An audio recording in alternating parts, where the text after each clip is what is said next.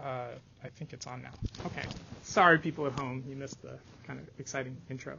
So you think about this problem. This has kind of come up in markets for a really long time, and sort of the solution is things like brands, reputations. Now you move this into an online world where you want to take and allow lots and lots of sellers to participate. So you think about something like eBay or Airbnb or Uber. It's really hard for an individual, small capacity to seller to have much of a reputation that everyone is sort of going to know about. Right? People aren't going to have a brand the same way. I might have beliefs about Hilton hotels, but it's hard for me to have beliefs about, a seller who has a one bedroom in the Presidio or something like that. That's hard for me to keep track of. And so the online solution to this problem has been reputation systems. So what we can try to do is after a transaction, we'll have buyers and sellers rate each other. And those ratings will kind of, in the shadow of these ratings, it'll tamp down on opportunism. Right? So the reason I wouldn't give someone 4 bald tires is because I'm going to get a bad review on carsales.com or whatever. And this is going to take it and kind of tamp down on that. So that's the idea. And so people have been excited about reputations for a long time. You can kind of go in the late 90s, people started writing papers where they'd say, well, let's give, we'll take an eBay, create these like fictitious eBay sellers. We'll give some of them good reputation, some of them bad. We'll show that you can actually do better as a seller if you have a good reputation. People have since kind of said, well, you know what, some of these reputation systems have some problems. They kind of create some sort of biases. They don't maybe work as well as we think. And this paper that I'm going to talk about today is very much in that genre of these things have problems. They have an issue that I'm going to argue is pretty systematic. And what it tends to do is erode their usefulness over time. And so as a solution to opportunism or moral hazard, they're somewhat limited. Okay. So, there's been an explosion of quote-unquote sharing economy companies that, by and large, are using small sellers to provide some service. So creating this computer-mediated market. And, almost everyone up here has some version of a reputation system that works in ways that you're probably all familiar with. After the transaction, if I'm a buyer, I rate the seller rates me. Right? That's the common pattern that they use. Now, people have noticed that in a lot of these platforms, the distribution of feedback that people leave is implausibly rosy. It's really, really positive. So this is from a paper by Chris Nosko and Steve Tadelis that shows the proportion of sellers with a positive feedback on eBay. One is weighted by transaction volume. The other is not. You can kind of see it's all sort of skewed over on the right. But the important number on this chart is actually this one. This is where the scale starts at 0.98. Right? It's just incredibly skewed towards the positive. All right? And their paper is really nice. And one of the things that they show is that people probably aren't this happy. And in fact, that a lot of times when people have a bad experience, they actually just they select out and they don't bother giving feedback. In my setting that I'm going to talk about, that's actually not the issue. Almost everyone gives feedback. But in here, they kind of attribute it to the selection. This is for Airbnb from a recent paper by Zervas et al. Showing, it's not quite as skewed, but you can see mostly 5s, a smattering of 4.5s, and almost sort of no weight down at the sort of the lower end of the distribution. There's a very close analogy to what I'm going to talk about with grade inflation. And so for this paper, I'm going to talk about reputation in a large online labor market. So this is a market where people can do the kind of tasks that can be sent down a wire. So you should be thinking about things like computer programming, graphic design, data entry. The market is it's what's nice about this is this market's actually been around for a while. It actually started in 2003, and so I'm going to have the universe of contracts that have been completed on this market, and it's going to be over a long period of time. Right, all the way back to 2007. That actually has enough volume that I can kind of show you some interesting things. And so for this, I'm going to have these feedbacks for these completed contracts, and I'll be able to see, what was the price that was paid, who was the employer, who was the worker. I'm going to basically know pretty much everything that happened. Let me show you. This is what how feedback would work. This is actually my co-author and grad student. He's not actually on the platform working. He just pasted his picture in there. But what happens on this platform is after a contract is completed, both sides rate each other. So this is kind of like Uber in the sense that it's bilateral. If I'm a worker, I rate my employer rates me. Now this site, like almost every site, does not allow a direct conditioning on the feedback that you receive. So what they do is they wait. There's a 14-day window after a contract ends. And during that time, I rate my employer rates me. Once we both rated, then it can be publicly revealed. So it doesn't allow the kind of like tit-for-tat sort of direct conditioning. And the feedback, it actually has two components. So there's a numerical part where you rate people on these different dimensions. What happens in practice is people don't really pay attention to these and just kind of click, click, click, click, click, give a final star score. But then we also get some text where they write out what they thought of them. So there's free-form text where you can say, John did a terrible job, he's late for everything, blah, blah, blah, or, Will's excellent, et cetera. All right, so that's what we observe. And we observe this for every single contract that's gone through the market. Now, historically, about 85% of employers rating workers have gone through and actually left feedback. And that hasn't varied over time. It's been a very, very high rate of people actually going through this step. This is what feedback looks like on this market in the last, about the last year, where the data ends.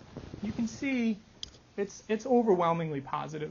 There's a little bit of point mass down here, but not much. So it kind of shows that same highly skewed, very positive pattern that we see in these other markets. But, and here's where the advantage of having longitudinal data comes in, is it didn't always look like this. Right? In the other examples I showed you, people were showing a snapshot, right? Like this is what feedback looks like right now. Here I'm going to show you what it's looked like over time. And so this is back in 2007. The average score was 3.7 out of 5 stars.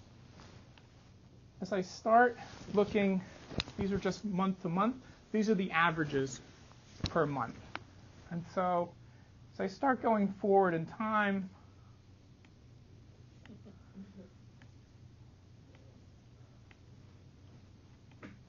right, you can kind of see where this is going. So the average just kind of keeps getting higher and higher and approaching kind of asymptotically sort of everyone getting perfect 5 stars. Contract. Fortunately for them, the market is getting bigger, and so I get to observe more contracts every month. So we get more. There is this little jump here. This is one employer started hiring like thousands and thousands of people for very small jobs, and kind of continued to do so, and they tend to give very, very high feedback. So then we get to sort of the first part of 2016. We're up to 4.8 out of 5 stars. If you look at, so this is just showing the fraction of feedback, the fraction of completed contracts getting stars in these different bins from 1 to 3, 3 to 4, 4 to 4.99, and then this final bucket just to capture exactly 5 stars. You can see back in the early days of the contract, 5 stars was always the most common, but there was quite a bit of point mass at lower ratings, and that's basically disappeared. It's all kind of getting pooled up at 5 stars. Now, one of the things that I've been in the business of doing lately is trying to collect longitudinal data from other platforms that sort of that can kind of see whether or not this pattern holds. And I can't say where all of these come from. You can see they kind of have this like somewhat cryptic label, but some of these are like very brand name, well-known sharing economy platforms and they all, and some of them are sort of geographically segmented, and so these are like different cities within that same marketplace. They by and large show the same pattern of things sort of increasing over time. This one is actually a competing online labor market, so very, very similar to the market that I'm talking about now. It kind of shows this kind of similar rising over time. Now, this is, I think actually I already mentioned this. This is grades. So, in 1940, the most common grade was a C at four-year colleges in the United States. B was sort of right down here, and then like a very small fraction, 15% were getting A's. And you can kind of see this kind of rise in A's over time. I'm guessing this is kind of like the Vietnam War bump that people talk about. What's the source of this? I can't remember where this. I think we maybe cite this in the paper, but it was I'm not exactly sure. I can get back to you. I think most of us probably have to give grades. This ending distribution probably isn't too far away from where most of us probably are giving grades, and I don't think that's what it would look like in the 1940s. Okay, so I've just shown you a couple platforms that tend to have this longitudinal, this increase over time, but that doesn't necessarily mean that anything is going wrong. Right? In fact, like one of the kind of counter arguments to that grade inflation is a problem is like, look, cohorts of students are getting better. Right? Everyone, people kind of like, yeah, okay. But I mean, it's a legitimate argument. And if you think about these marketplaces, look, these marketplaces are run by people who are trying to improve matching in the market. They're trying to take and screen out bad actors. If you have a bad experience, you probably won't use this particular service again. So there's a lot of forces that would tend to increase things naturally, right? Or you would expect that fundamentals have actually improved. And so, that pattern that I'm showing you could have some explanation other than eroding or changing standards. And so there's kind of two main hypotheses why you could have that pattern. One is this improvement in fundamentals, and you can think of a whole bunch of reasons why this could be the case. The other possibility is that we have this kind of reputation inflation where the standards that people are applying to work are changing for some reason. So some work that would have garnered 3 stars, good job, is now getting 5 stars, excellent, best thing I've ever seen, right? And that's fundamentally a different hypothesis about what's happening, and what you might do in response to this kind of depends on which one is the case. So that kind of is a motivating question here. So we knew this pattern existed for a long time. Why is kind of where I started from. Yeah. Are you going to mention fake reviews?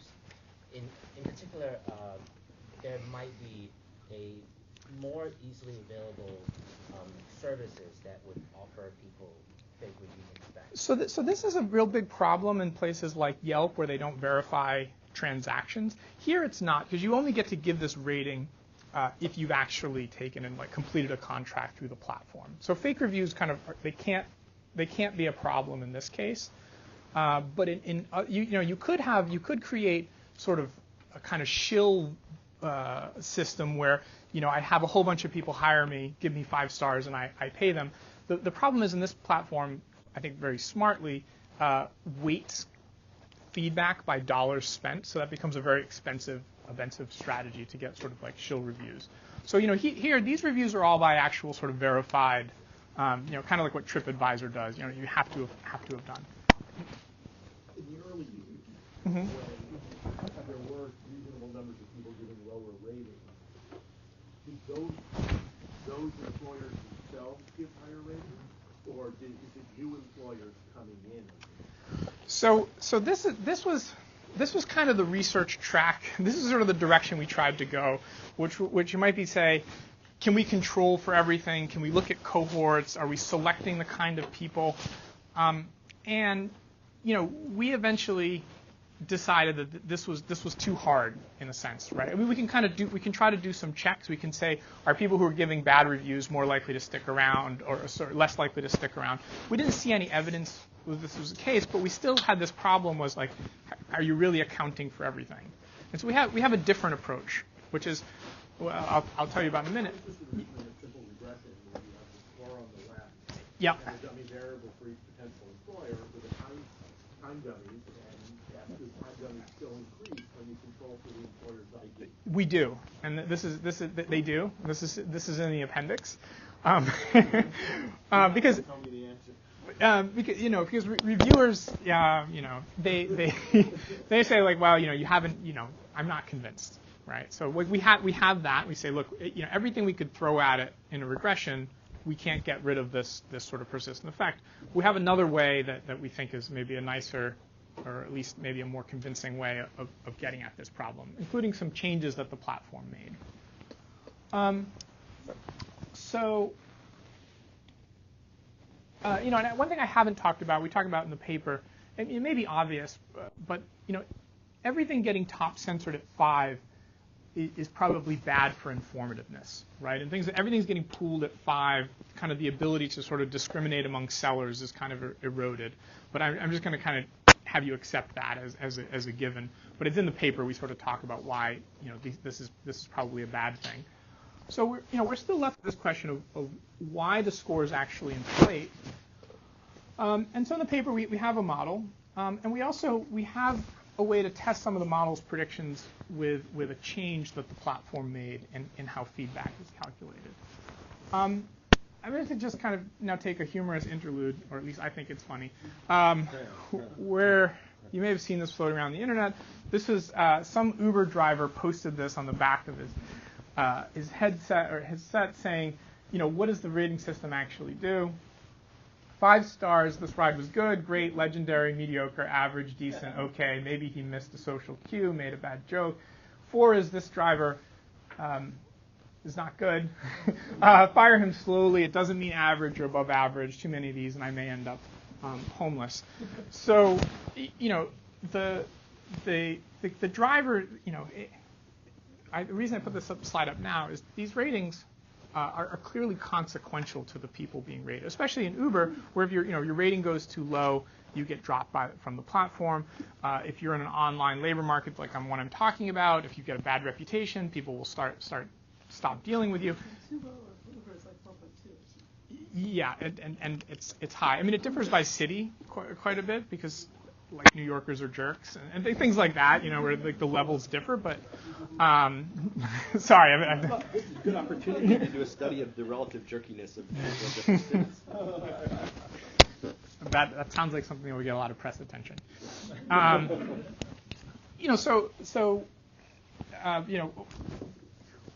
Where these standards come from, and why do drivers care? Well, because they actually matter. And if you kind of think back to what we talked about originally, I mean, the only reason ratings work is by harming people. Like to be effective, this is not about like exit voice loyalty, telling people about what they're doing wrong. The idea is that this gets reflected back to the consumer who uses it to make a choice, and they harm people who do a bad job. So like harm is really kind of essential for these things to working. Like being on good behavior. That's the spin you're putting. Surely you could say it's just there to help people who give good ratings to do better, right? I don't see why you have to go harm. Well, I mean, but what if I'm? It's all. I mean, obviously, you're helping some people rating other people. Right. Well, right. But I mean, what you're hoping is that if I give someone a bad rating, they're going to lose some business. At least that's what Uber is hoping, right? Here's the opposite. Well, Not Uber is going to lose some business, but the person who is giving bad experience is going to lose some business. I think there's a symmetry there. No, I mean it helps some other sellers. I mean, but I think it's trying to disincentivize the kind of thing that generates bad feedback, right? So it can't help everyone.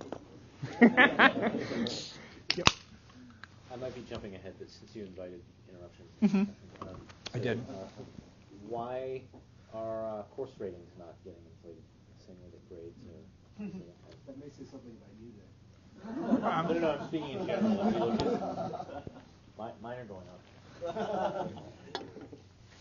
Do you mean just sort of on average? Yeah, on average. You're supposed to see 1 to 5 scale, you know, 20. So I think plenty of dynamic range. I think you need a couple things to get this inflationary dynamic, right? Where, you know, like what is, after the fact, like what is your ability to impose any cost on a student for giving you a bad rating? Like almost none.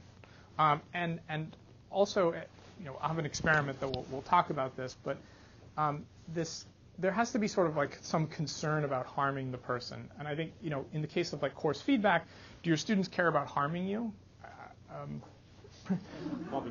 Apparently. So I'll kind of return to the notion of where this probably shows up later. Yeah. I think one way to interpret what you're saying here is that these systems are like converging to a binary rating system instead of a continuous system where I can just say yes or no, and no is relatively infrequent. But you could imagine situations where that's actually kind of the socially right way to set it up, where like if I say no, that's an extremely informative signal. Like for Uber, that's true. Mm-hmm. I can really send a strong signal about my preferences over a driver by saying 1 star. That's right. I mean, you know, at the cost of sort of losing some discrimination at the high end that you might think is useful, but absolutely. I mean, like, if anything, like when you get these inflated systems, that 1 star becomes this like really terrible kind of thing that you can drop on the person. Yeah, but maybe socially I need to be able to send that kind of signal. Maybe that's the issue.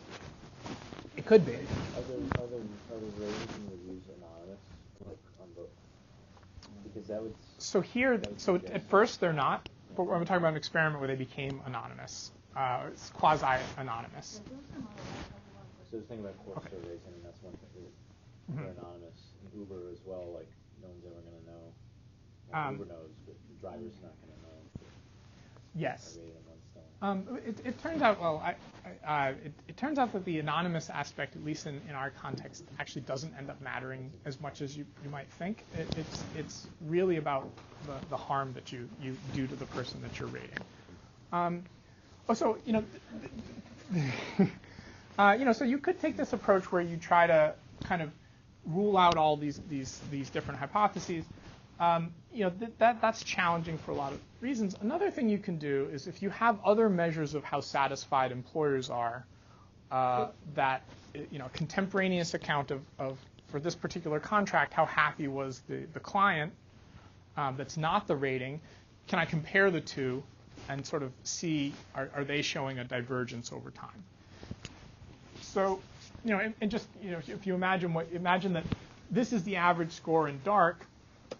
If I had some other measure of transaction quality and I could somehow put it on the same scale as the 5-star rating, I could see, if these track together perfectly, right, then I would say, oh, well, it's all just fundamentals. If this is just flat or maybe even declining, right, if you kind of buy that I'm able to capture it through this alternative measure, then it suggests that inflation is really kind of driving things. And so I'm going to look for this alternative measure. Well, so what the platform provided this alternative measure. So they knew this pattern was happening in their data where things were getting inflated. And their hypothesis was that what was going on is, look, it's not that the freelancer that I'm rating can kind of come back and give me a low rating, but they have other ways of sort of withholding cooperation. They can, not help me if the changes need to happen later. They can send me a nasty email. Has a student ever come to your office to complain about a low grade? Right? That's a form of cost that they can impose on you after the fact, right? So the idea was, well, let's just ask employers what they thought of the worker that they had hired, and we will explicitly say we're not going to share this with anyone else. This is just for our knowledge. It has no consequence, right? Just kind of report to us what you thought of this person. And they did this for over a year. And so every time we got this public feedback, we also got this private feedback that the platform was just collecting for no purpose. Well, they had a purpose, but we'll see later. And the key is this just wasn't accessible by other employers. So it had no consequence in the market, right? No one knew about it except for the platform. And so the question, it was would you work with this freelancer again if you had a similar project? Definitely yes, probably yes, definitely no. You can kind of see the sentiment here. Then they switched to just asking on a 10-point scale, how likely would you be to want to work with this freelancer again if you had a similar project? And so this, what this shows is for the 4 answers of definitely no, probably yes, definitely yes. So definitely yes is positive, definitely no is very negative. I plotted here the distribution of the public feedback scores that they gave that person. And so down here, this is kind of like the, you'd have to be a real weirdo to like, privately you said this person was great, and then, you hook them up with a terrible public score. That essentially never happens, right? Everyone who says that they would definitely want to work with a person again, gives some flavor of a really positive rating, 5 stars. The interesting panel is the top one. So these are people that said that they definitely did not want to work with this freelancer again. They're giving a very negative statement. And you can see, that's where the 1 stars live, is what you would hope.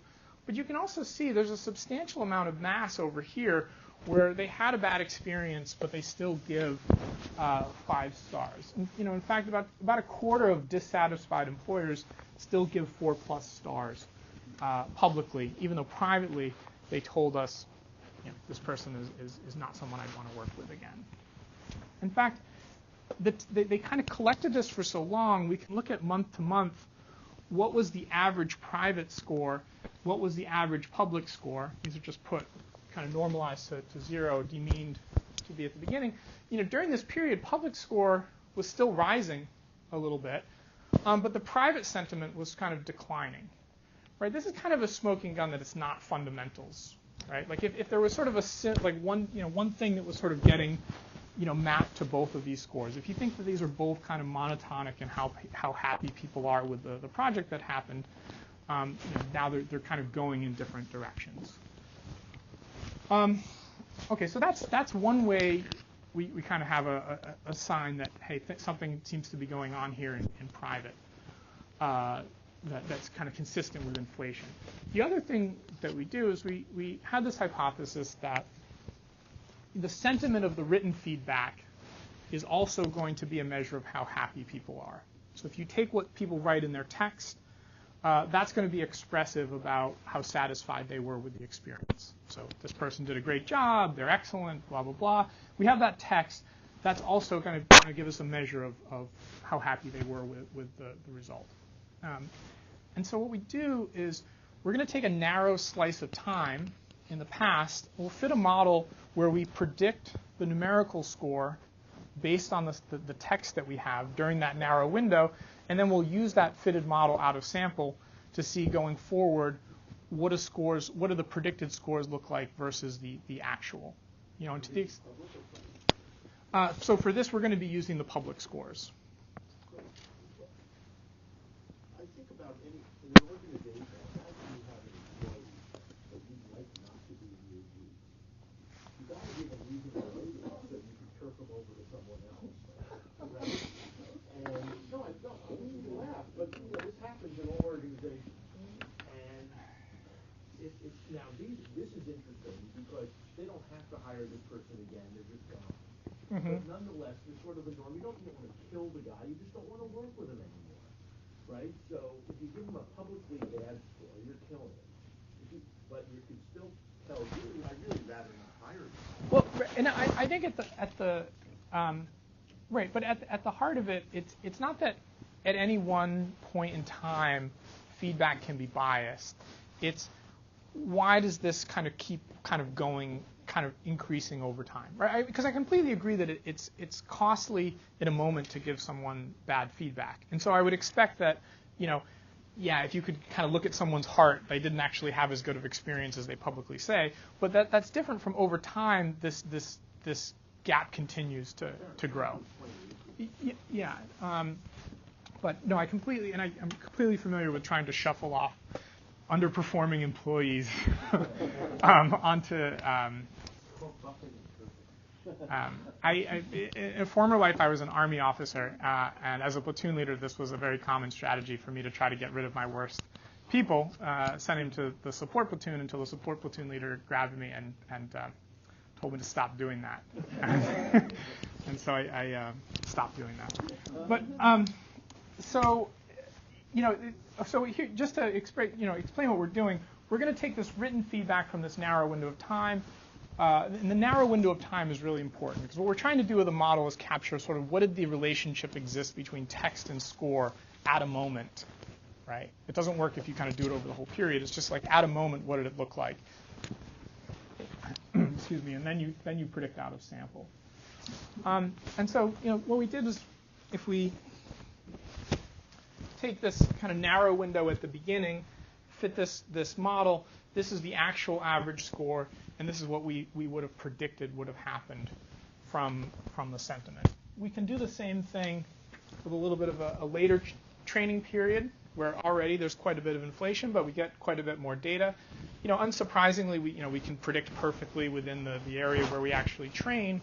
But then when you go outside, we kind of have this gap that grows. And if you just sort of do this level shift down, you can see that the sentiment of the text is not matching up to the numerical scores people are giving when you project forward in time. I mean, a less model-dependent way to do this is to just go find phrases in the data, right? And there's certain kind of stock phrases or phrases that appear all the time, right? And look at them. What was the conditional score when this phrase appeared in a review back in 2008 versus 2015? And if we go at the top, good job, highly recommended, thank you, would hire again, right?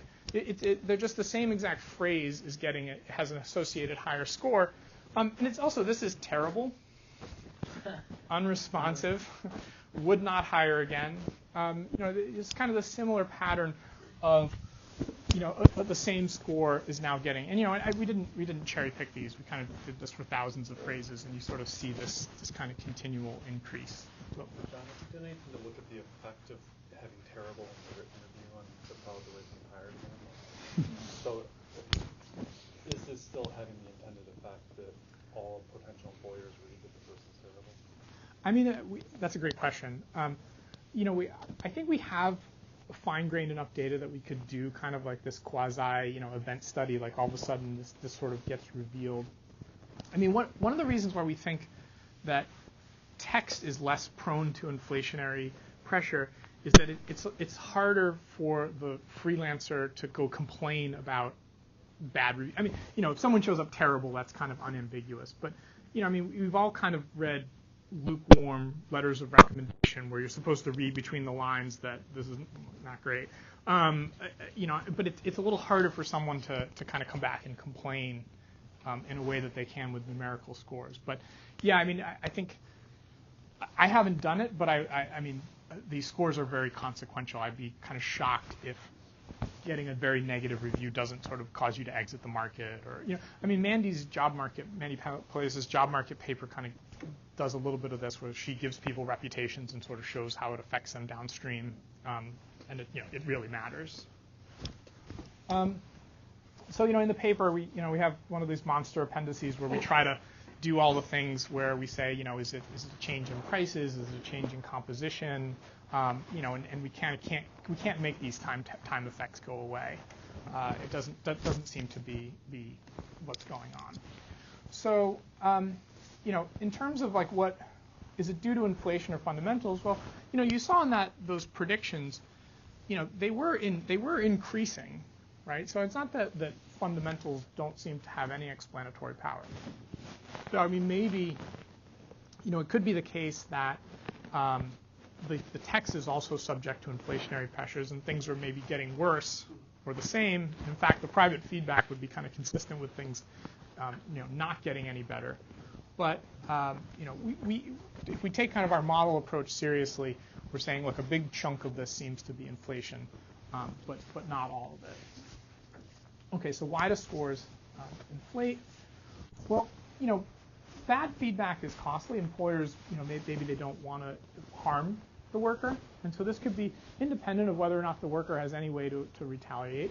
But in this context, giving bad feedback might actually have some cost. Even if you can't get a bad review, the employer, the freelancer who's mad at you, they might withhold future cooperation.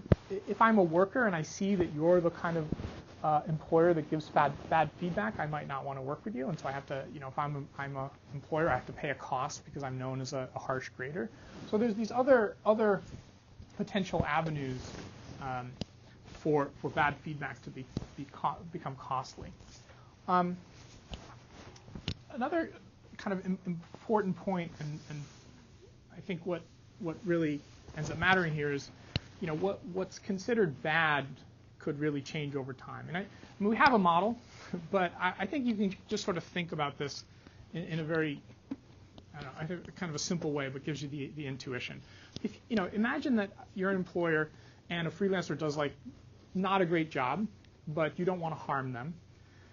Your default might be well, I'll just give you average feedback, or maybe a little bit above average. So I look at the distribution, I see what average feedback is, and I just give you that. Well, if there's other freelancers that are still doing a good job, they're getting top. They're getting above average, whatever it is, and you have other people getting average. You average those together, and sort of one period later, the average feedback has sort of inched up, right? And it's not hard to imagine sort of how this plays out over time, where if everyone kind of has the well, if someone does a bad job, I just want to give them average feedback. That average doesn't stay put, right? It kind of keeps going up, and so that's how you can get this inflationary dynamic. But what time did we go to?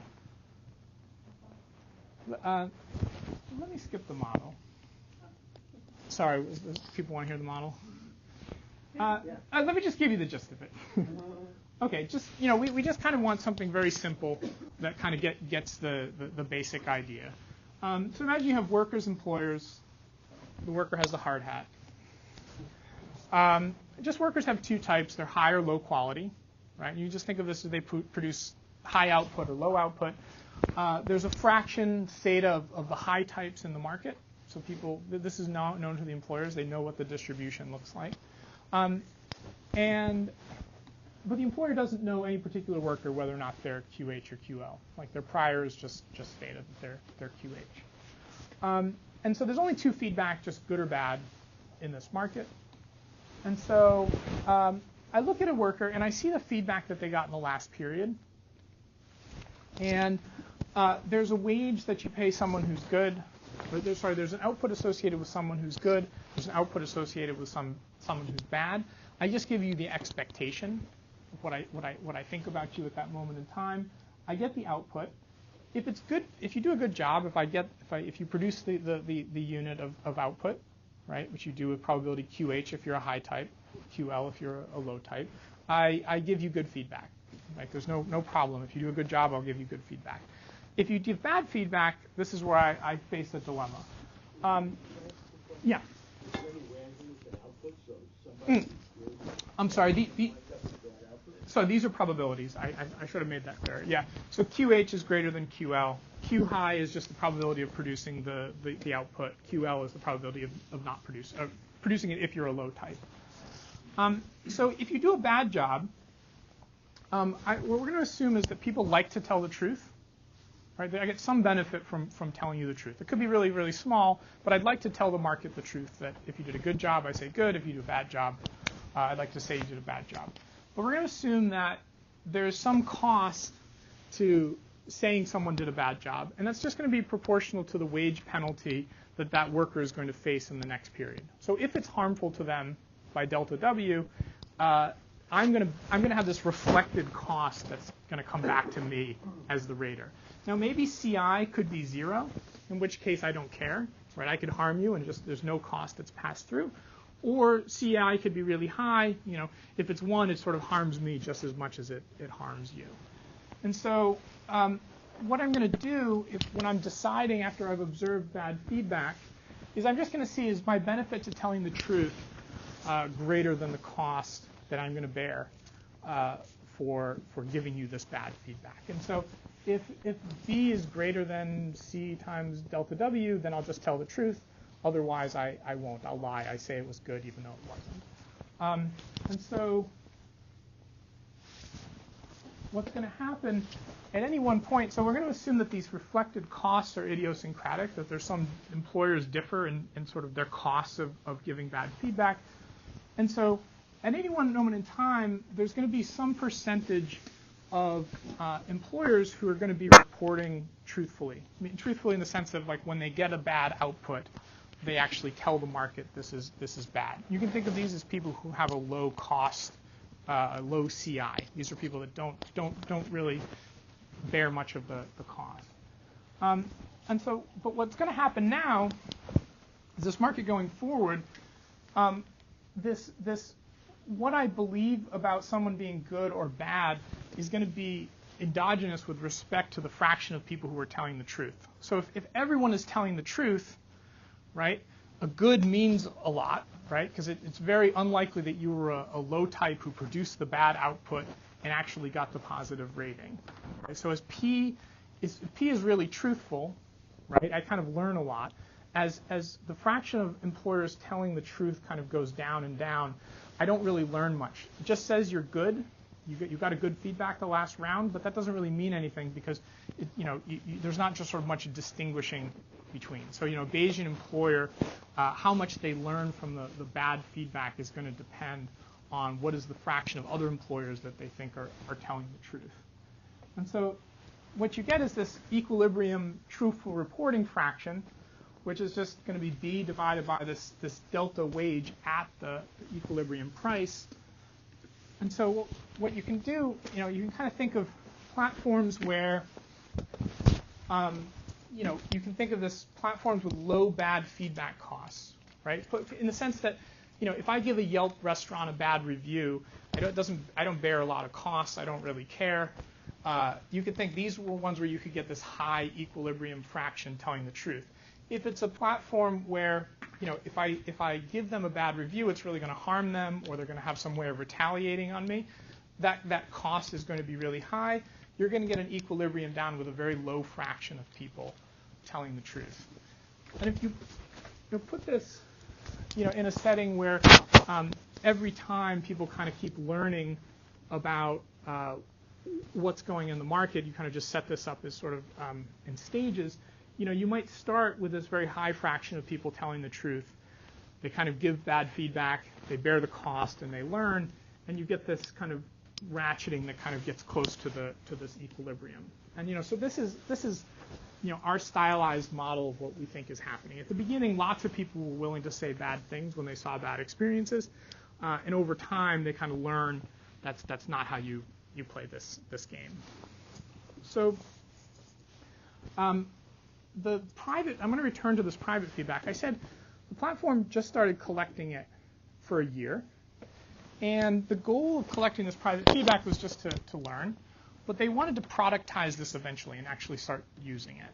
And so what they did to use it was they said, well, our suspicion is that employers are reluctant to give bad feedback because they don't want to be known as, I'm the employer that gave this person bad feedback. So we can avoid this problem by batching up feedback. So what we'll do is we'll wait until a freelancer gets 5 feedback scores. So they do 5 projects, and then we'll release them all at once. So we'll update. So I won't know exactly which one gave me the bad rating. I mean, this is de facto what Uber does, right? They don't give you it as a stream. They batch them together and then reveal them. So that was the idea, and the hope was that with this structure, people would be willing to be more honest. Okay.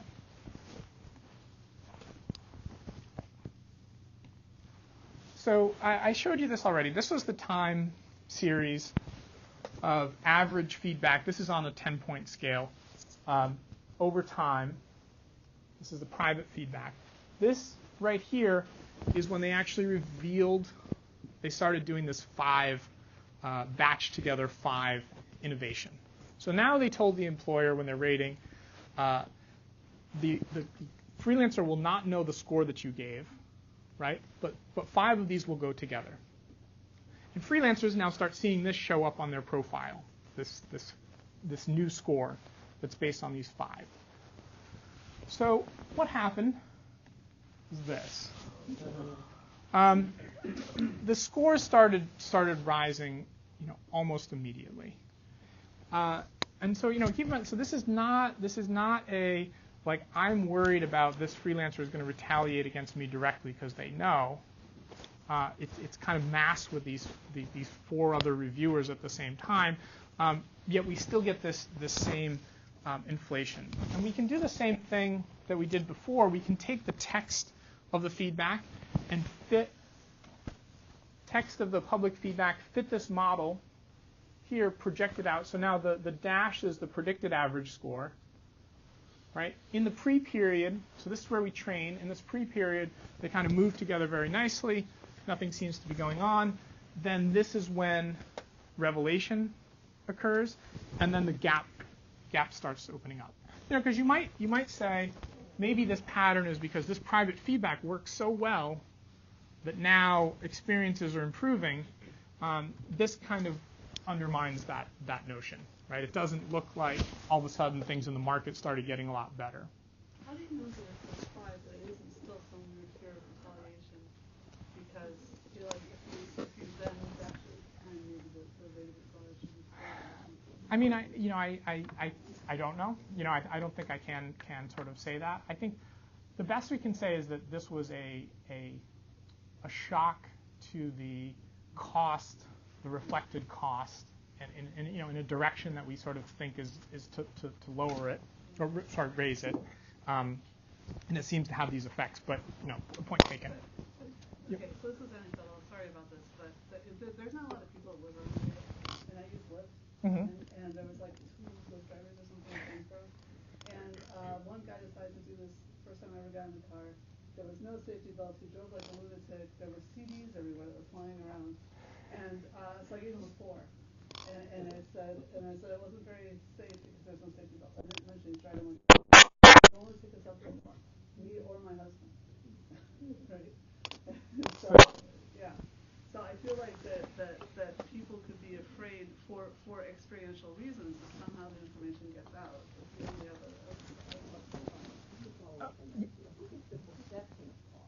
right, exactly. And I think what starts to happen. Actually, if you go back to the beginning of the graph in 2007, it'll start really climbing up once everyone has a smartphone, once you have to like a picture, otherwise your friend is being relative. Yeah, you know, it's really true. Yeah. It's really, really true. We all have ratings fatigue. And so if you introduce this now, like the brain freezes because you don't know what it is. It's like, okay, you get this cash, I'll find that, I'm just going to check this out. I think I don't disagree. I think that the costs here of giving bad feedback can take many forms. And like clearly the ability to retaliate is a very direct cost. I'm not saying that doesn't matter, right? What I am saying here though is that even when the chance to retaliation was quite muted, right? This is an online context. These are mostly like people in the U.S. rating people in the Philippines. You never have to work with them again. They're not going to show up as your Lyft driver and pick you up. They don't know where you live, right? There's a whole bunch of things that kind of minimize the sort of retaliatory possibilities, and yet still like just knowing that you're going to harm the person was enough to like kick off this inflationary dynamic. So I think my argument, I think, is that it doesn't take much to do it, and it's sort of like once you kick it off, the kind of like everyone needs to be a little better of average can kind of get things going. Yeah. Curious.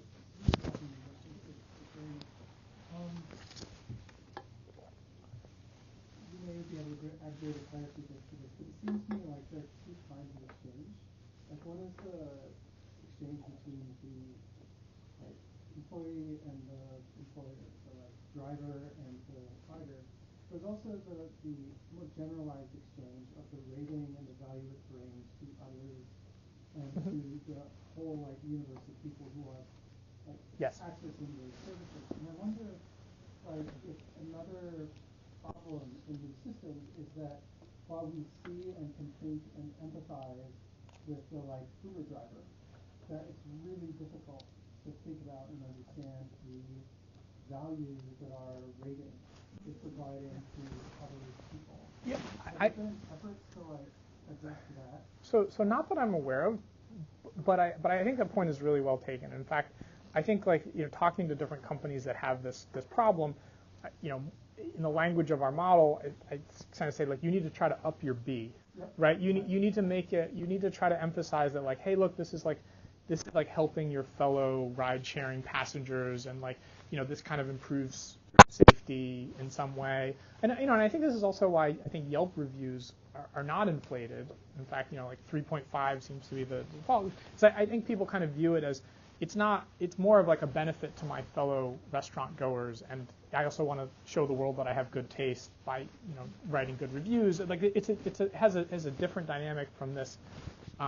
Me rating an Uber driver feels much more like Uber is just asking me to kind of do their dirty work for them and tell them who's good and bad, right? And so I think it ends up having a kind of a different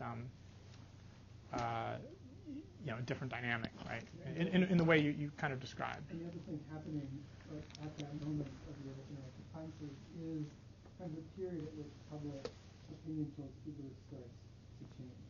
Where like Uber starts losing court cases about their relationship with their workers and so forth. And there may be some of that mixed into the. So just to be clear, this is not Uber. So everyone thinks this is Uber, but it's not Uber. But yeah, people think it's Uber because they kind of see the same, type of environment. What's that? This is Uber. It's not Uber. Yeah, it's not Uber. This is just a gleam in Travis Kalanick's eye. Okay, so yes. If we did get to it, I assume you'd tell. I'm being videotaped right now. Yeah. Some of this. I think if you really wanted to know, it wouldn't be hard to figure out. Yeah. So, in terms of like, I think the implications, I'm enthusiastic about the sharing economy. I think it's got a lot of neat properties. I think the implication I've taken from this paper is that existing reputation systems as currently designed don't necessarily solve this moral hazard opportunism problem in the long run, and that looking at how things evolve over time is really critical. Like just looking at a snapshot, isn't quite enough. And I already kind of talked about what I think you can do. I mean, one possibility is raising B in the model by trying to emphasize the benefit this has to other people. I also think that what hasn't been tried enough is doing things where you kind of take more of this exit voice loyalty. Like how much of bad performance is just because the seller doesn't know that this isn't annoying. Your example of the guy with the CDs all around his car. Maybe he can't become a better driver, but he might get a CD storage rack. And like if he knew that this was a problem and this was sort of you felt in a way that you could communicate it without this harm that went with it, maybe you could kind of still ensure this high quality. But I feel like that's kind of an open design question that platforms are thinking about. Right? From an economic perspective, these kinds of rating systems were meant to solve like a lemons problem, an average selection problem. So when eBay started, it was also how do we know that I can trust someone to deliver the goods that I'm buying from them? And people would say, well, gee, there's reputation built in. This was meant to be a big advantage. So a question would be, to the extent that the dynamic you outlined results in much less informative reputation, is that killing market? Are there any markets that you can observe that this is killing? Because you get it, it's the usual. I mean, I can't point to a paper that says I can rely on my knowledge in talking to these platforms that they worry about this this problem, that this does allow exactly that kind of lemons problem to sort of creep back in. That you solve it for a moment of time, but then this inflationary dynamic kind of undermines it again. So potentially. Mechanical Turk. Well, they've kind of famously, yeah, I mean, Mechanical Turk is kind of famously bad in that they don't have a reputation system and kind of creates all sorts of issues. But, like how fundamental do you think this is? So, for instance, like if you had a system either where you had to rank the last 5 employers and so you were cut forced, or maybe directly in the market opposed, so also rating everybody highly, so a certain number of points to distribute, could it be resolved? so I hope so. I think that. So I don't think reputation systems are doomed, right? But I think that like you need more innovative designs, exactly like we were talking about. Like I mean, one of the things I pitched to a platform was, could you have it so that you essentially play a dictator game with everyone that you rate, and you say, hey, here's $100. How do you want to split it up? And we'll draw a name out of a hat every month, and we'll implement your choices, or basically essentially give cost to these kind of things, or sequential rating. Even like in the Uber context, I pitched to them, maybe you just say, was this better or worse than your last Uber ride, right? Maybe people won't participate, but we should try it. People are not exactly accurate if you ask them and consistent. So this is a way to solve inconsistency without anything. So it's like scale stuff. If you give them something and you give it any rating, and then ask them to say, okay, in terms of that, is this better or worse? And they're really consistent, saying it's twice as good, it's half as good. And I learned about this for people who are trying to study grammar, like how grammatical are terms. Interesting. So I'll do that. Yeah, I would like that. I mean, I think that's definitely worth trying. I think you have to have a marketplace where people. I mean, maybe you can kind of productize this by saying like, here was the last contract you had, or this was the last Uber you ride. Give them some prompts. I mean, I think it's a little hard to remember the sequence. It would be nice if they were temporally, right next to each other. But yeah, I mean, this kind of relative comparison does seem like a nice approach. Yeah. Sorry. It's like 2 hands exactly the same. Why don't we start back and move forward? What do you think would happen if you just got rid of the 5-star system and then you simply ask you afterwards a series of 5 questions, and you get from 80 or 70% use, and then does the card clean enough for you to yes or no, and then it generates automatically? Yeah. So I've done some work with Uber, and I pitched this exact idea to them, right? Where I said, like, look, here's the thing: is like every driver does enough of these trips that you don't even have to ask all 5 questions. You can just sample from this pool of questions that you care about, and you could sample in this importance-focused way, where when a driver's new, ask a lot of questions about safety. Now your posterior is that they're pretty safe. You can ask about cleanliness. And I think that you probably can't get people to do a big long survey in their phone, but I think kind of a quick swipe up, swipe down. Was this a safe ride? I think that would work. Though I haven't seen anyone try it yet, but I think they should. Right, and it becomes less of this. I have to collapse everything down into this, into this one score where I can just kind of talk about things disaggregated, which is probably more useful to the driver anyway, to get feedback on a specific dimension, not just kind of all kind of glommed into one thing. Do you still get a normal distribution, just narrower? Do you mean in where in inflated scores? Well, I mean they're all pooled up at 5, so we don't. Do you mean? There is no. So, I didn't have this slide. So you've seen the movie Spinal Tap? Sure. 6 here. Right. Well, so there's a scene in Spinal Tap. I should tell you. Yeah, there's a scene in Spinal Tap where he's like talking about his amps, and he says these goes to 11, and Rob Reiner's like, why don't you just make 10 the highest noise? And then he's like, these just go to 11, and that's the end of the clip. This has actually been proposed, right? Like Uber was sort of talking like, hey, maybe we'll add a 6-star. This would probably work for a little while, right? Maybe if you charge money to add a 6-star, but that it doesn't seem to address sort of the fundamental problem. What about Yep. adding a cost to an AI rating? Yeah. If you give a 5-star, you have to explain why. Like one sentence on. And they do that here. If you give an A+, you have to write an M. Yeah, I think creating. But you have to get a grade at the end of the day, whereas you don't always have to get a rating on these platforms, right? Well, but you'd get less 5 stars if you made it more costly to get 5 stars.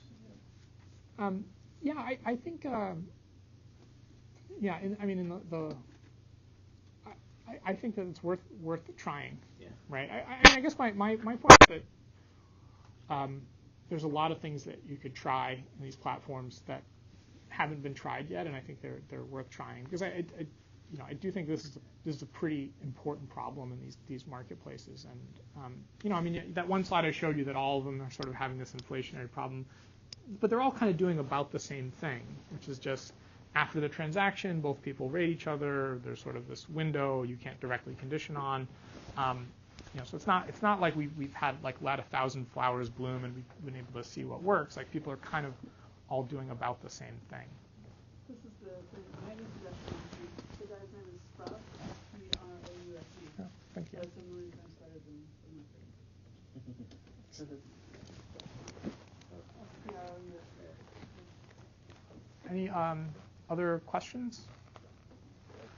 Okay, thank you very much for coming.